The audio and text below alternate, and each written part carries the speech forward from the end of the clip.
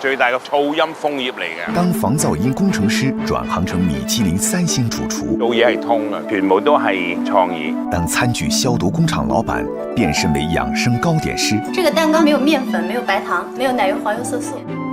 所有的轉折都是和味道的一次神奇結緣。人生與味道的相遇，盡在老廣的味道之主廚。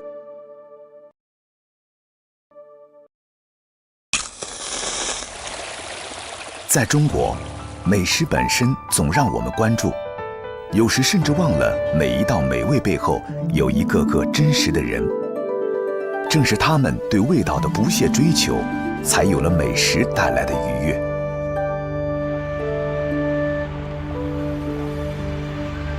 留意翻 ，pose 嘅太太咧係唔食得 shellfish 嘅。留意6點半鐘3位 table 2，客人係揸拐杖嘅。OK， 完。好，散會，唔該晒。作為米其林3星餐廳的主廚，梁經綸絕對是個另類。這個40歲才轉行做廚師的前防噪音工程師，只用了6年時間就入榜米其林，並從2014年起持續摘得米其林3星。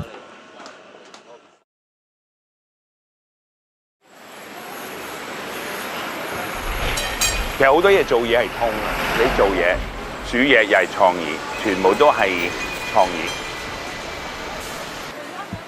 創意是梁經綸餐廳的靈魂，可能正是因為沒有受過任何正規訓練，梁經綸的菜單裡總能看到意料之外的巨星。他希望超越客人之前體驗的口味邊界。我係廚魔，魔咧就中意反人嘅，原本係凍嘅就係熱嘅，甜嘅就鹹嘅。這是味覺的魔法遊戲，菜品只有吃進嘴裡的那一刻，才能真正確認它的味道。運用膠囊技術，將海藻酸鈉和鈣反應，形成一層薄薄的膜，包住高湯的一道美食，美貌中暗藏智慧。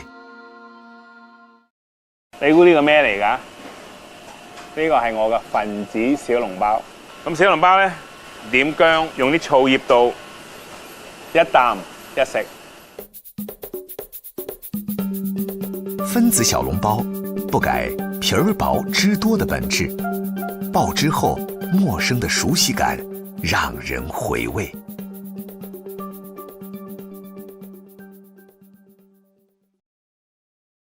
其實大陸咁大，咁多唔同嘅城市，咁多唔同民族，同埋咁多唔同嘅食材，咁我食翻中國嘅靈感呢，我會好 proud 嘅。日本乾包，有些菜品貌不驚人，但卻是從未嘗過的全新味感。廚魔有個話句，味係王，所以最緊要好味。我做一件嘢一定有諗，希望會有機會攞到3星。如果你唔知道咩叫好食，你點樣可以煮到好食嘢出嚟呢？一定會去第啲米芝蓮餐廳食嘅，咁可以攞靈感，但係千祈唔好抄，因為我覺得如果你抄係好醜嘅一件事嚟嘅。這是坊間不可能嘗到的腸粉，看似正常的內裡塗滿了黑松露。這種中菜為體，西菜為用，正是加拿大出生、倫敦長大、香港背景的梁經綸最擅長的。日本牛肉、法國黑松露，想攞翻個街邊嘅標理，咁有呢啲鐵碟嚇，咁就有啲蠟紙啦。我哋香港咧就好中意用牙籤我嚟篤腸粉嘅。咁所以俾翻呢個篤腸粉嘅感覺你。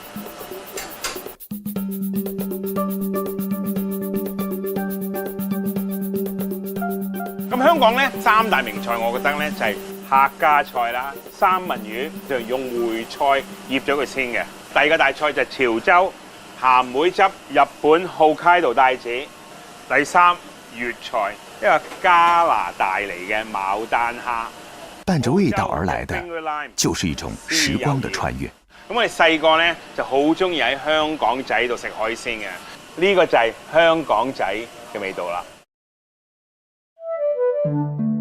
香港仔是梁经纶盛满童年回忆的地方，这里很能滿足兒時的好奇和嘴饞。舊時我記得佢細個嗰陣時咧，就呢啲全部都係船上人嘅，到呢度有白灼蟹，有蟹啊。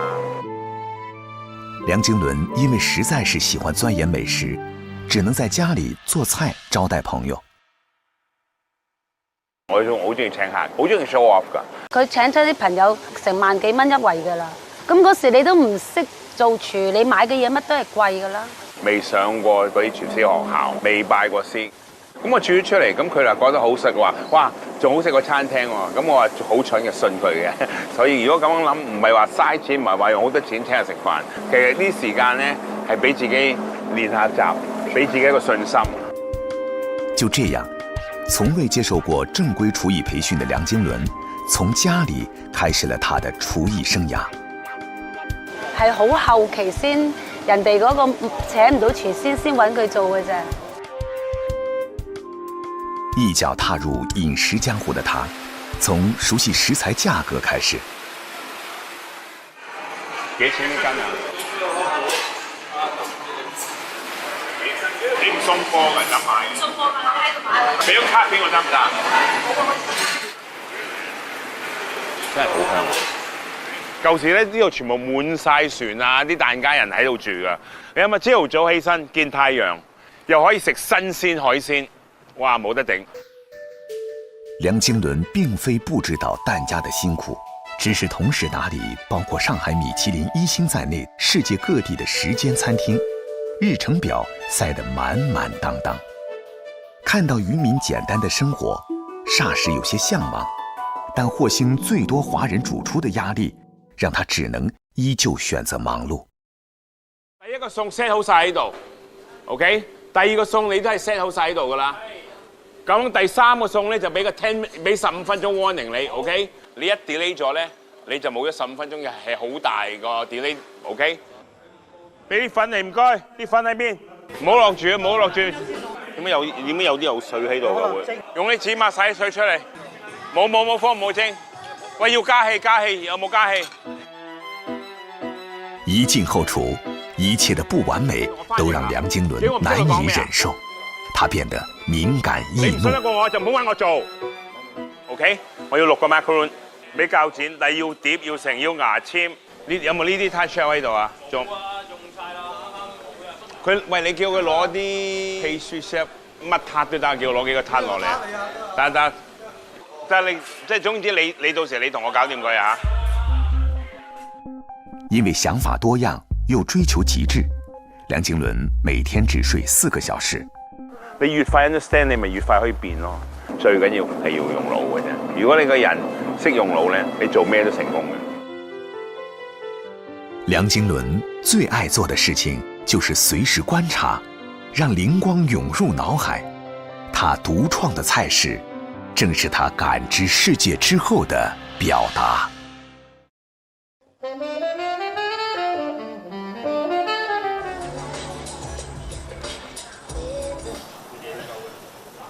作為老牌5星級酒店的行政總廚，張志強雖然製作過無數國內外政要的來訪宴席，但這次準備的博古斯世界餐飲大會有些特別，因為要招待包括米其林星級廚師的同行。4個月前，菜單剛剛敲定。最終，張志強在5道菜裏負責的是1道湯，他決定用傳統湯料來煲一鍋豪華的老火靚湯。加埋有成15、16種嘅，嗱，好似魚肚啊，所以有啲咧就唔係咁襟煲嘅，咁我哋會分開個火候嚟煲。翻滾中的老火湯將在4個小時後供應給現場嘉賓。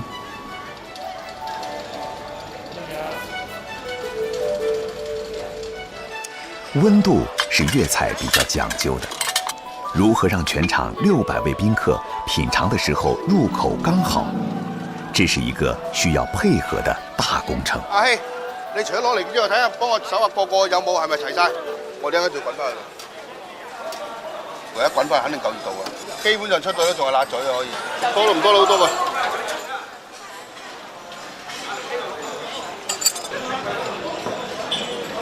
各位，让我们一起来共同庆祝这个历史性的时刻。OK。起菜。The first cuisine is called steamed chicken with black shrimp. 终于轮到张志强的一品天香汤登场了。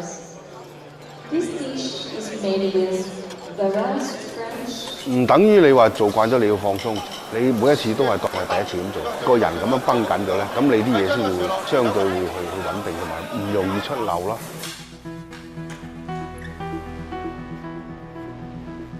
做了24年的行政总厨，比起这些大型的宴会，张志强更重视自己工作中的日常。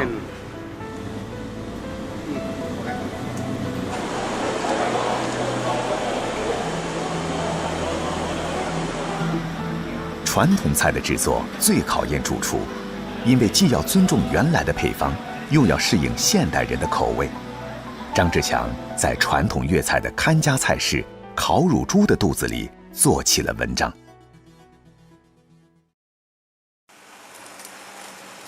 有米豬喺粵語裏邊咧，即係有錢咁嘅意思啊！呢個係意頭，我哋係用糯米啦、粟米啦、野米啦、蝦米啊、薏米，有成7種嘅米咧，加成10幾樣嘢咧，做成呢個餡，去釀落一隻乳豬裏邊。咁我哋就係想喺原有基礎上有所改變，所以我哋選材咧就用5斤半左右嘅乳豬。唉，其實我哋做師傅啦，好辛苦噶，特別你哋做燒臘咧。7個爐開晒，成50-60度都幾係。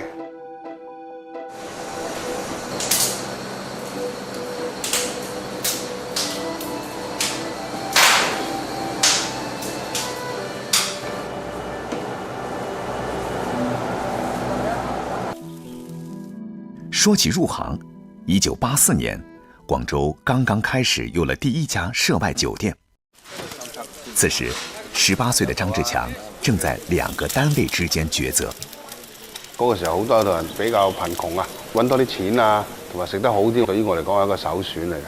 如果一比較之下，咁當時海關嗰度係得幾十蚊，咁花園嗰時當時都成零頭都多過佢咯，100幾蚊。剛踏入廚師行業的張志強對烹飪學習很是痴迷。啱學咧，樣樣都好好奇啊！有啲嘢真係唔識。當時係個總廚嗰個香港師傅，啱啱入到嚟，因為佢好嚴格啊對我哋，咁佢覺得係邊個喺度偷食咧？邊個咁大膽嘅咧？如果佢認為我咧，就當時一定係炒咗我噶啦。咁我都好多謝我廚房個師傅，佢就自己承擔咗落嚟咯。咁如果當時冇人理我係我，咁我就俾人炒咗啦。彼時的廣州，5星級酒店的總廚大多來自香港。咁啊，所以當時我哋都係要跟住佢哋做嘢啦。在香港師傅營造的氛圍裡，粵菜根基不變，但口味發生了變化。香港嘅師傅帶嚟嘅咧，夾雜咗一啲西式嘅、日式嘅好多原材料啦、調味料啦，同埋一啲唔同嘅口味。相比當時嘅所謂傳統嘅粵菜，佢係會多好多新鮮嘅嘢咯。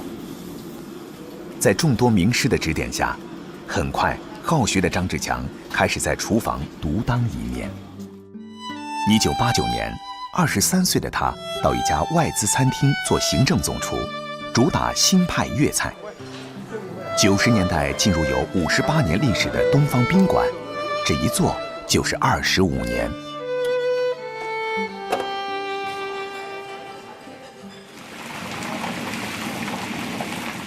喺紐約最出名嗰間中餐廳，咁後尾翻到嚟，咁我自己先調咗個味，然後按照自己嘅思路，再搭咗啲香料添。我感覺啊，更加豐滿啦，亦都適合呢度啲人食。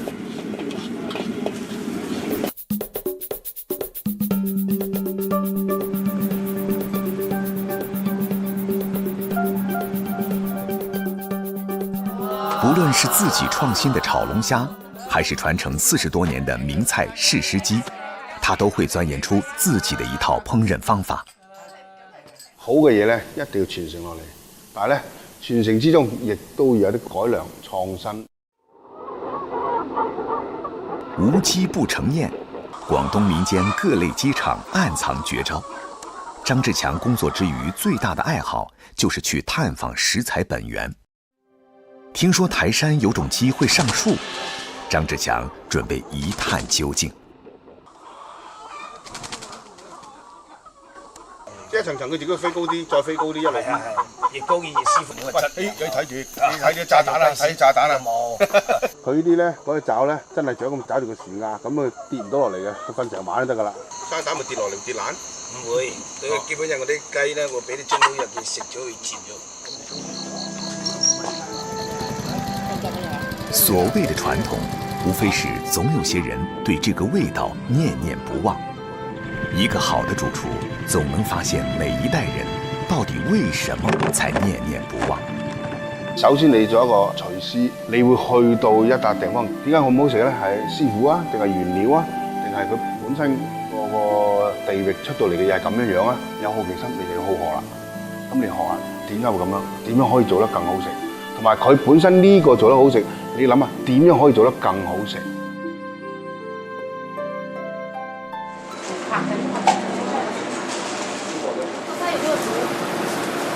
有的那个粘液是有毒的。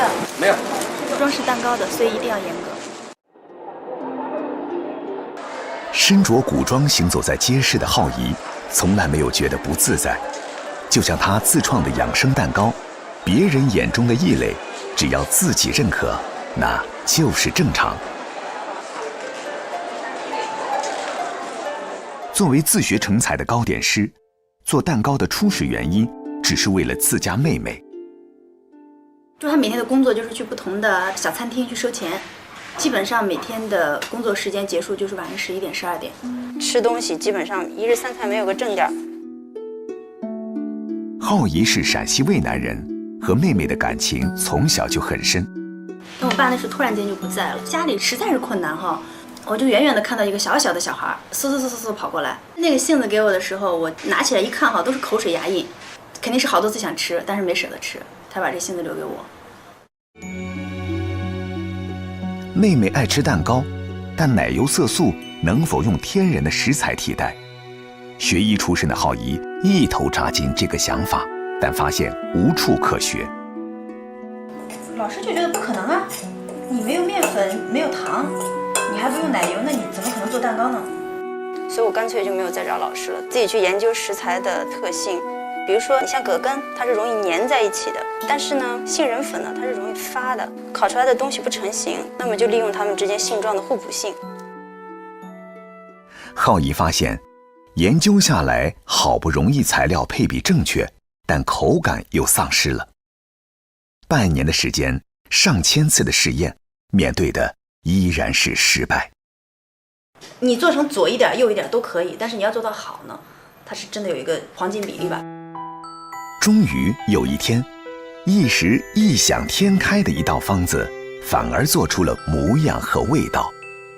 醒了之後說，哎，我這個想法看看行不行？2點鐘去搞的，搞到3點半，整體的粉的東西只差了5克，你就剛好你不小心找到那個比例，成了。浩怡為配方申請了國家專利，並在廣州正式開始了糕點主廚的生涯。很快，愛美的浩怡不滿足養生但素顏的蛋糕。4年前，她開始為蛋糕設計景觀。哎，大家都來一下。好，來吧，大家看一下。客戶呢希望我們做一個長的山水蛋糕。我突然想到呢，可以做一個山水的長卷。好看，但是難做吧？應該。我有一個比較明確的要求，就是要出現廣東特色。所以我覺得陳皮肯定了。我們到時候把陳皮和黑芝麻做成2合1的。老大，你加油。妹妹心疼姐姐，需要挨夜早起的活，能自己上的就會讓姐姐休息。凌晨5點，她就和姑娘們一起忙開了。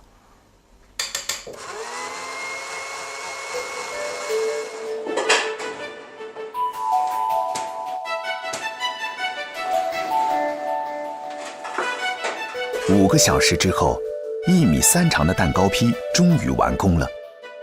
为了味道的层次，不用面粉的蛋糕工法更费时复杂。偏爱新会陈皮的浩仪，总能把这款广味材料恰如其分地用上。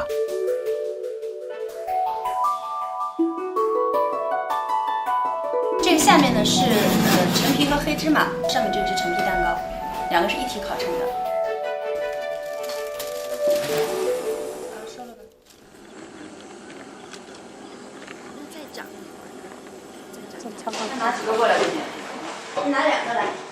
这场全新的现场制作，在食材安放上桌的那一刻，考验才刚刚开始。浩仪能把简单的近乎涂鸦的图纸变成山水景观蛋糕吗？少少的。先挖河，再布山，凭借想象稳步推进。你想好了哪一些可能可以，但实际上你去发现那个树或者那个花，比如说比例不对啊，颜色不对啊，其实是最大的压力。微观造型全凭手上控制，容不得半点失误。天然食材容易氧化，一旦出错，连推倒重来的机会都没有。姐，我先把这一段的可可粉先筛上啊。拿小筛筛，那么大的筛的到处都是。那就拿这个吧。可可粉装饰大地，抹茶粉浮绿高山，一场别样的绿化工程正在展开。植树造林，福泽万代，咱们这都。哟，感觉好像租来的，急着还一样。几千次的躬身之后，高山植被在指尖下逐渐长出了模样。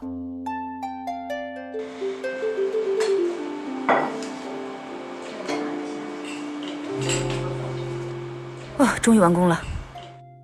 方寸之间，山水流转，牛油果混合铁棍山药的路面，黑芝麻陈皮的山体，椰蓉酥的山丘，释迦酱的碧蓝湖底，蓝蝶豆花的清澈湖水，很难想象，它的制作者没有任何美术和厨艺功底。都舍不得吃了。我再给你切一块小。我觉得这个蛋糕松软。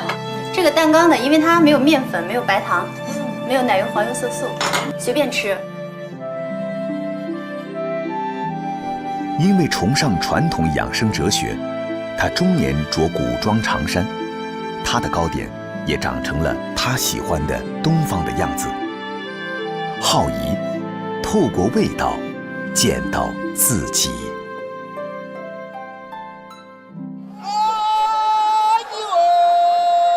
味道有时会成为时间和记忆的唯一符号。瑶山延续600年的盘王节，除了歌舞，传统美味则是另一重期盼。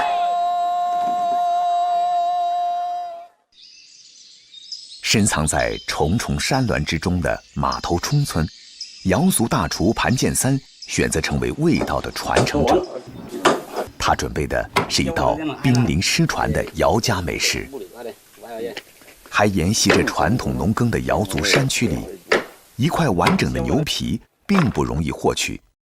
1个月前，盘剑三就早早地开始寻摸。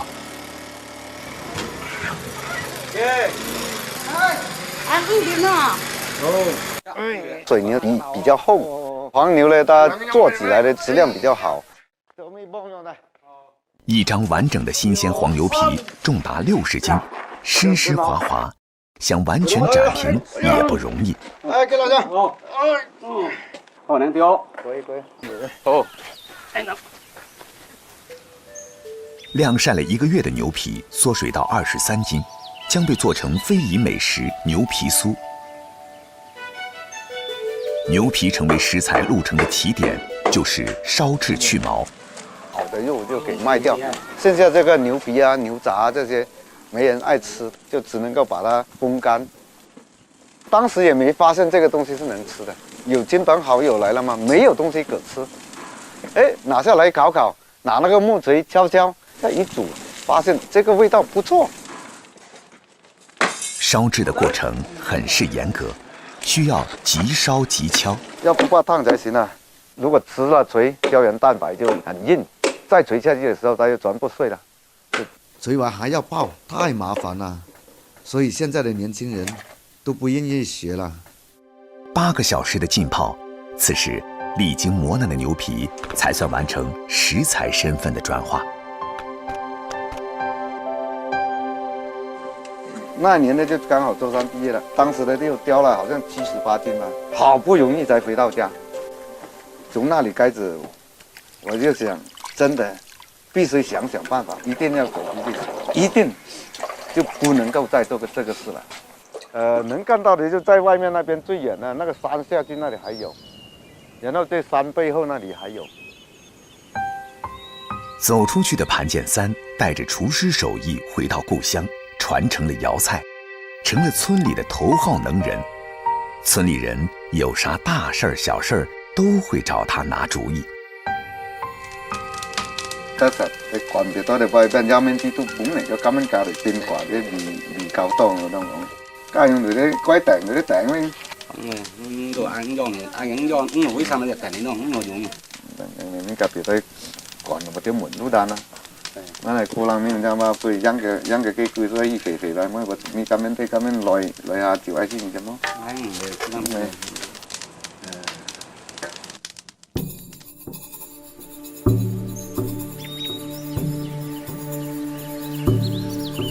一大早，潘建三开始邀请客人。今年请客的对象有些特别。翻嚟你嗌上得啦，嗌上我小料。對啦，隔離翻嚟嗌上得啦。籃球場的修建，對地無30平的山區是大事兒。潘建三明白，沒有在節前如期完工，鄉親們的心裡有點堵。這個球場很多該讓地的讓地，村民呢也付出了不少。我想給他們鼓勁。村裡的大小事情，潘建三的媽媽都很清楚。兒子要辦件好事兒，他更得幫忙。媽媽呢，什麼事都操心，在村裡面紅白喜事啊，她都能去幫我們去協調好、處理好。村裡現在年人均收入7000多元。比起之前的苦，生活已經是好太多了。20多年前呢，回到我外公外婆那裡吃飯，外公呢就將那個煎豬油那個豬油渣就給了他，他一直都不捨得吞下去。吃完飯了以後，回到家裡還含在嘴裡面。如今的宴席，肉菜絕不罕見，不過眼看就要開席，大菜豬手還堅挺地躺在鍋裡，潘建三有點煎熬。豬雜的程度啊，也很嚴重哦。我比顧時間啊，菜要趁熱吃，最黃金的製作時間留給今天的主角牛皮酥。牛皮酥的最佳伴侶是炒過的乾黃豆。經過燜煮的牛皮和黃豆有着同樣筋道的口感，最後再撒上另一味必不可少的神秘香料骨料。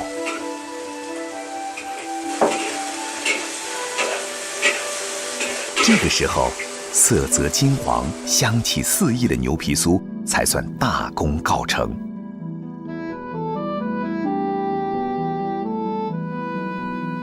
习惯了忙碌的乡亲们，明明是被宴请的对象，但每个人都自然地找到了自己能干的活。猪杂汤、芹菜蒜段烧土鸡、黄花菜蒸腐竹，这些地里生乡里整的姚家菜，终於挨個上席了。嗱，我見過佢啊，電話音好，咁啊，條紅都係南方人，嗱，本都係跟晒咗，本來用挨個本葡萄牙嘅路條，而家佢哋人都俾你條咗。好，開咩啊？碗就拿起来啊！村民们只要聚在一起，就好不热闹。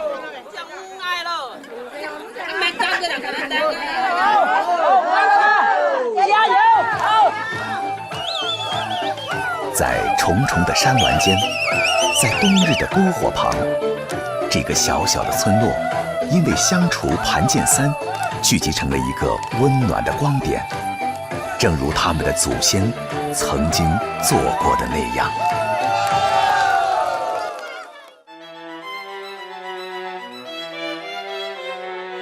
广州最南端，大珠江出海口处，停泊着的庞然大物里，将展开一场场的美食盛宴。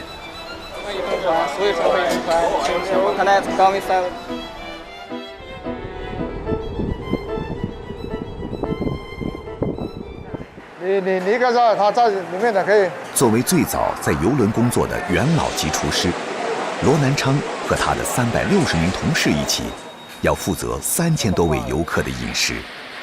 这基本功你要怎样做，这你要明白啦。水果全部要洗乾淨。我哋嘅美國標準衞生會每個禮拜會過嚟檢查。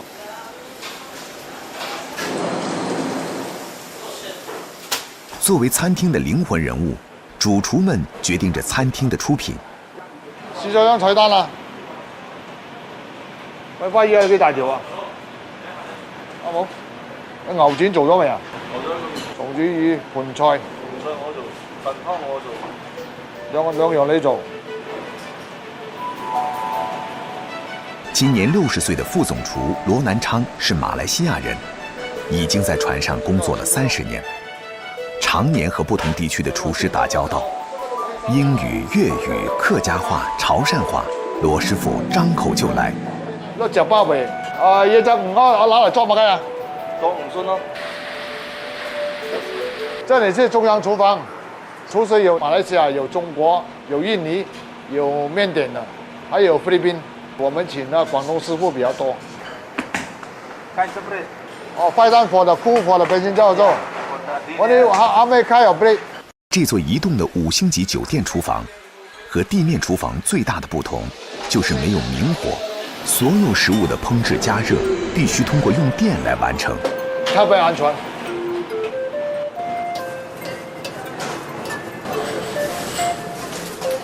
我們的電力也是很夠，而且熱得特別快，它一下子上到180度。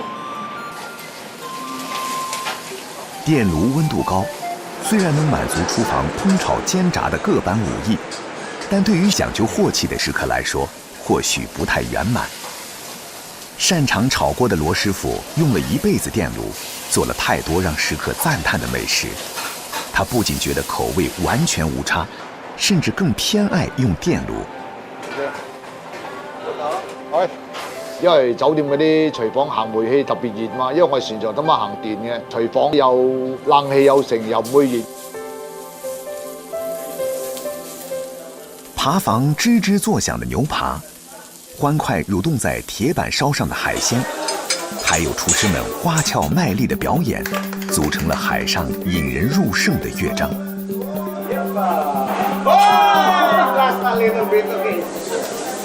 不過，在遊輪最被重複喜愛的音符，通常是粵菜。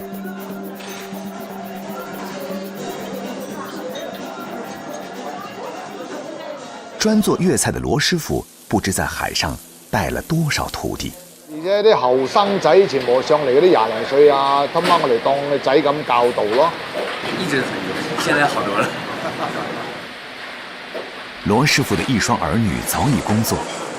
也許是想彌補少陪子女的遺憾，羅師傅特別偏愛這個來自河北的小徒弟。今天，他要把客人經常點的菜式再演示一次。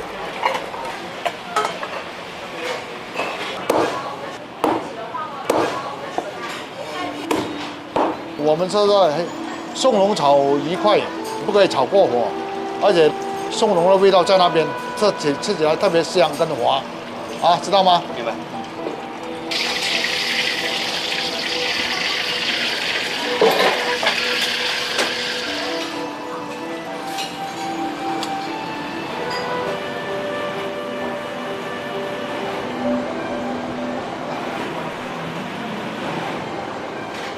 星梦游轮在大海上飘荡，后厨不断生产，美食惊喜，24小时四地盛开。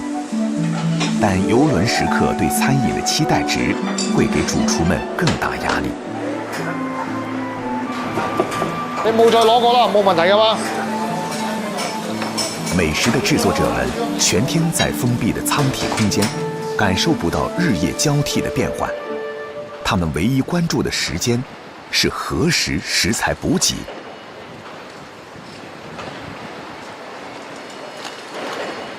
因為我哋船上每一水我哋都有3500至4000個客仔，我哋今日我哋上貨上菜啊、肉啊、海鮮啊，一個星期入2次咯。遊輪上工作，半個月才能休假一次。羅師傅慣常的休息方式就是看海。在廚房太久了，休息時間來外面吹下海風，在船上也有想家。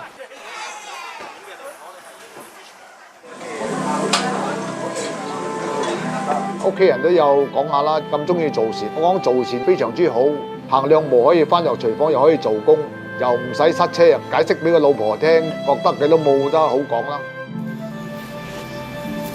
在遊輪，工業化的流程並未導致口味的妥協，技術的投入、得力的管理帶來的是標準之上的口感。在限制中追求極致，讓每一個食客滿意。這正是不善言辭的羅師傅們一直的追求。揸緊時間啦喂，兄弟，4點半啦，你婆婆就嚟食飯㗎。這是一間極其特別的餐廳。3年前，楊國雄辭去了餐飲集團主廚的高薪工作，選擇在這間西食堂掌勺。走埋啲鯇魚嘅。我哋主要服務對象就係啲公公婆婆啦，低收入家庭嘅人士啦。這間餐廳的特別之處是用即將過期和贈送的食材做盒飯，而所有的盒飯都是免費派送的。繁華的香港背後，每6個港人就有1人活在貧困線下，有的老人甚至一天只能吃上1頓飯。但同時，香港每天有3600噸棄置食物。7年前，回收食材再加工的西食堂應運而生。姐姐你好，小朋友你哋嘢送啊！好，多謝啊，多謝晒啊！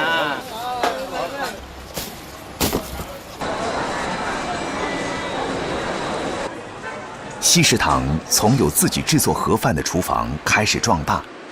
作為曾經的高端餐廳的主廚，楊國雄太清楚食物如何被浪費。如果你喺食肆出邊做咧，你咁肥啲人點會要啫？點會食啫？你睇下咁大嚿嘢，可能得咁少啊用得嚟。所以呢啲佢哋唔會用啊，佢哋捐俾我哋。要讓這些非優質食材變得營養美味，最關鍵的是要做好食物挽救的源頭工作。好，唔該晒。我哋頭先收咗3個地方㗎啦，2個跑馬地咯，仲有個西環咯。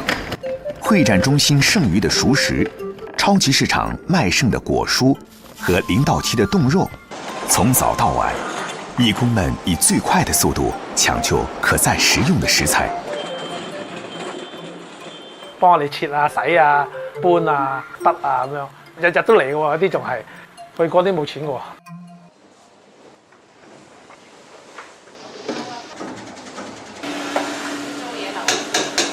收回來的肉菜經過層層篩選、分挑，再送到西食堂的2個中央廚房。主廚楊國雄拿到食材後，並不會第一時間開爐，而是拿出筆記本。食安咧會留意翻呢度嘅日子嘅，因為有陣時未必夠貨噶。好似我出北菇雞，未必嗰日夠北菇雞俾我出嘅。咁如果真係唔夠咧，或者我變咗雲耳雞咁樣咯，或者變咗榨菜雞咁樣咯。所以一定要諗多1-2個。理清了食材的品种、类型和新鲜程度，再经每周的例会来制定菜單。這個不尋常的管理方式延續了7年。係攰嘅，但係都開心嘅，開心嘅，做得起勁。呢度你見到我哋都冇停㗎，你見到我哋都冇停。但係呢度諗起啲受惠者，你即係會盡心啲做啊，盡心啲做。每天早上8點，西食堂的後廚開始高速運轉。短短的3個小時，在100多平米的廚房，楊國雄他們要變出8000個熱氣騰騰的盒飯。不是按菜單採購，而是根據也許完全不搭的材料製作菜式。這是做西食堂的主廚最大的不同。同時，繁瑣的食材處理工作也嚇退了不少同行。我哋做啲嘢就係比較繁複啲嘅，又好有耐性咯。呢個位曾經請咗成年咧，不停咁樣轉。今天午餐的主角是白汁玉米腸仔燴肉粒。呢個菜其實冇話咩特色嘅，最主要我哋收翻嚟嗰啲材料咧，就係需要咁樣配搭嘅啫。又已經俾腸仔啲婆婆食咧，又好似好寡同埋好單調，又唔係幾健康咁啊。出面做咧就會再加啲雞品啊，加啲糖啊咁樣，咁我哋就唔需要啦，因為本身個汁同埋粟米都好有味。咁我哋唔可以太多汁嘅，因為我哋要入翻落焗爐咧，如果太多汁咧，佢飆晒出嚟咧，我哋執茶粒嘅時候咧就會好論盡。雖然是根據回收材料搭配食材，楊國雄同樣注重健康。一份枸杞雲耳蒸肉，清清爽爽。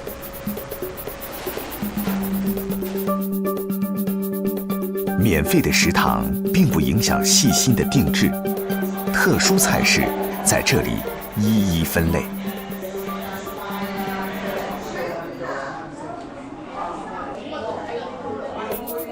隨着附近老人的陸續到來，楊國雄和同事們開始了一天當中最繁忙的時刻。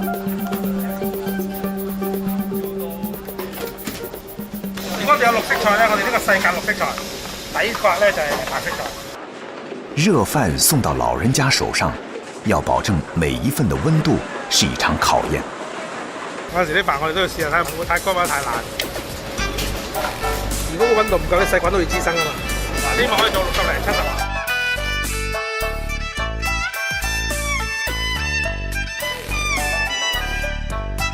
11點30分，部分盒飯被義工們派送到社區，而另一邊，老人們已經開始吃上愛心飯菜。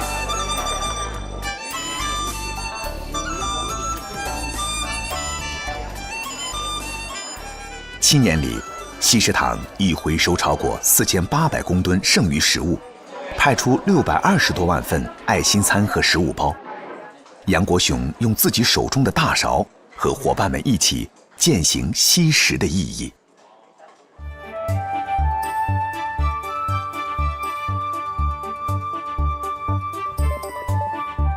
人和味道的相遇，注定還將延續。不同的味道折射着不一樣的人生，但為味道而生的人，他們的名字才叫主廚。